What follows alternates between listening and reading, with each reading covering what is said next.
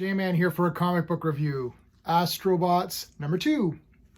So if you've been following along, I grabbed Astrobots number 1 for no other reason than I like robots in the cover. I was really getting heavy into the Transformers comics, those more recent ones, IDW. And if you've been following my channel, you know that Sean and I are going to be reviewing every single Transformers Marvel comic, the US Marvel comics. So we did the first couple issues already. We're seeing Rise of the Beasts this week, so there won't be a Transformers stream, but we will continue next week with more issues of the Marvel Transformers comic, the US version, not the UK one, at least not at this time. Let's finish that one first and we'll see where it goes from there. Got 80 issues plus the Headmasters to cover on that, so we got lots to go. So I liked the Hot Rod one, Rodimus Prime, where he's with the Lost Light and he's trying to find the Knights of Cybertron or whatever. I kind of thought that was neat.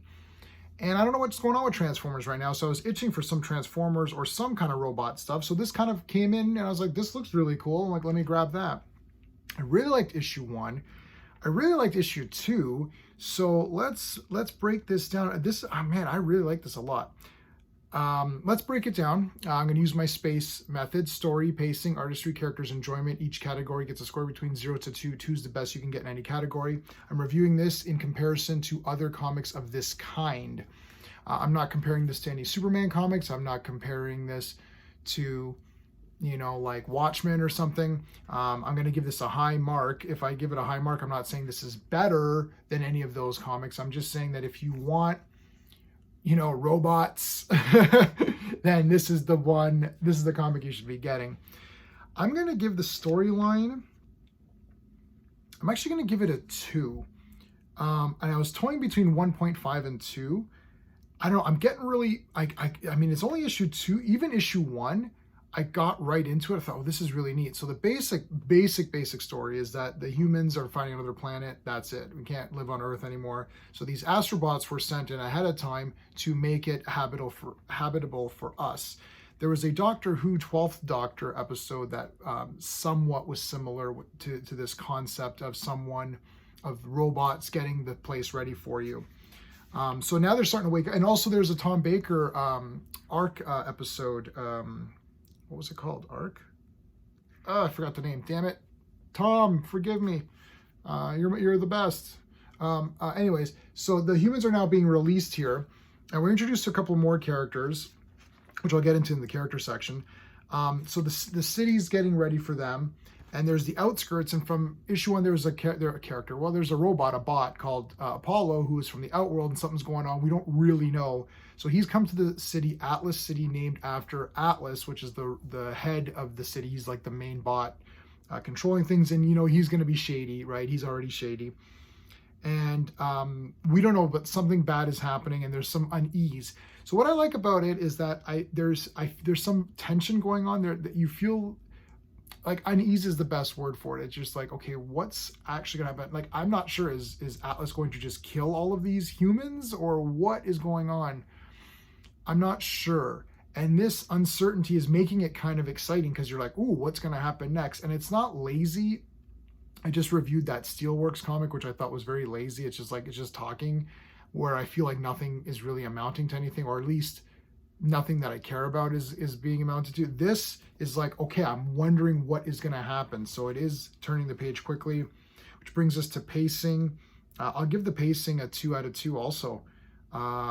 It gets going real fast. So right away we're meeting up with, so Apollo and Atlas are talking, right? And you got this new character, Athena, and she looks really neat. So again, like there's multiple covers for this. And I'll just tell you this right off the bat. I'm not a big fan of like 400 covers. Like, I went to the shop and I'm like, why is there like 7 of these? I don't know how many covers there were. I'm just saying a number, more than 2, less than 20. But like, no, I know it's a thing now. I don't know. It is what it is. I grabbed this one because it looked the coolest to me. I have no idea if this is A, B, C, D, or what. It doesn't say anything. Cover A. I guess this is cover A if you look on the back here. So guys, like cover A, like, come on. Anyways, that's my pet peeve in all comics. I'm not pointing it out on this one. But yeah, pacing 2 out of 2. I was close to, again, I was going to do 1.5 because I would have liked to have a bit more action, but I understand that the first one we had Apollo kicking the crap out of everybody. We see what Atlas is all about. Now we've got this Athena here, and we have to see how all these pieces are going to come together. And them talking is really cool because you're like, I don't know, like, I know Atlas is going to be a bad guy, but I don't really know like how bad he's going to be. Now we know in this issue that he sends guys to kill Apollo, so it's like, well, obviously he's bad because I think we're supposed to be on Apollo's side. But is he doing it for the greater good or what, right? All right, artistry, 2 out of 2, man. The art here is awesome. This cover's badass. The art is great, and it's really nice colors, very bright. So good job on that. The designs of the bots are really neat.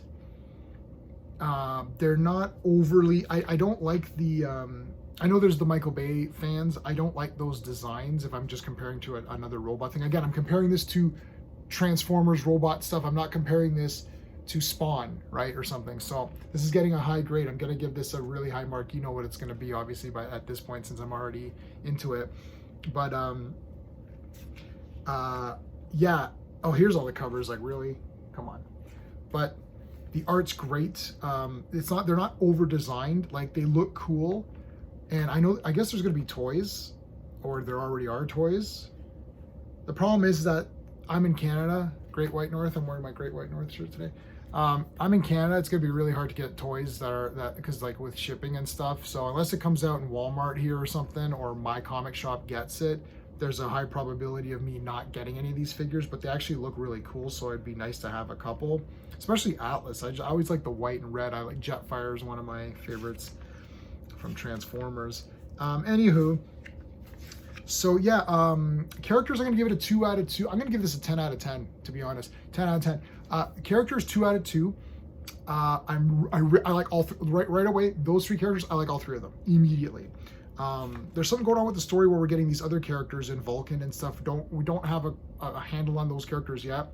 I don't know what Atlas is up to, but I like him. He looks cool, and I'm kind of interested to see what happens with him.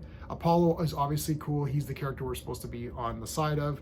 Athena just looks cool, and she's got some mystery behind her. It's like she wants to help. I think she wants to help the humans, but maybe she has her own agenda. I don't know. So it's tough to, you could give the characters, again, a 1.5. Again, if you're someone else, you could give it a 1.5 and maybe give this like a 7 or 8 out of 10. I'm giving it a 10 out of 10 because my expectations of this were nothing, because I didn't even know what it was. And I mean, Whatnot, is that, like, I know they're publishing, I didn't even realize they're publishing that Wesley Snipes comic. I didn't even know anything about Whatnot, which is, I mean, it sucks, or is it massive, like massive Whatnot? I don't even know. I literally bought this just because it looked cool, and it actually was cool. So I'm giving props to, and also, if you're not Marvel or DC, it is tough. Or even like, you know, Image or IDW, it's like those are still like the bigger guys like Dark Horse and stuff. Coming out of nowhere with something this good, I'm gonna give high praise to that. I think like some of these like independent ones are really nice. So especially this Astrobots, this cover is awesome. This would have made a really nice poster. I didn't look at the other covers. I don't know if I should take a look at them. Well, you know, they're all pretty good. Ooh, that's an interesting one with Atlas. That's a very interesting cover. But yeah, I think like, you know, they were all very good, but I'm never going to fall for the buy all the covers. That's not happening. The only person I buy all their covers for is Rob Liefeld. So that's it. All right, guys, let me know what you thought of Astrobots number 2. Are you reading this comic? You probably should be. I'm definitely more prone to these kind of robots. I love this kind of stuff. So I'm giving it probably maybe higher than a regular reader might give it, but I think even fairly, going by my system, it should still be like an 8 out of 10 at least, maybe a 9 out of 10. My personal preference of, you know, I love these kinds of characters and it looks really cool to me. I put a lot of value in the look of the comic. So for me, it's a 10 out of 10. I got everything I wanted out of this comic. Can't wait to get number 3. We're going to continue from there. Okay, guys, and if you like Transformers and this kind of stuff, check us out. I've got a playlist started. We're just doing a whole bunch of new Transformers stuff. And then this Thursday, Rise of the Beasts, my review will come either Thursday night or Friday morning. I might do a short video. And then Saturday, we're going to do open mic, spoiler talk. Anyone can come on. What did you think of Transformers Rise of the Beasts? It's going to be completely open. I did not like any of the Michael Bay movies, not even part one. I don't like any of them. I own them all on Blu-ray, and I rewatched last night just to to confirm that I don't like it. Bumblebee was okay. That's my review. So 1 through 5 of Transformers. I'd probably say 3 is the best. Maybe 3 is the best, and then maybe 4. And after that, I don't really care. But 3 is definitely the best of the Transformers movies. And then Bumblebee's okay. Sorry, Bumblebee's the best of the Transformers movies, and then 3. So 3 and Bumblebee are like the 2 best. I didn't mind part 4. Like, it's not great, really. None of them are really great. But, like, 4 had some neat action, so I guess there's that. But, yeah, let me know what you guys think. All right, that's it. Until next time.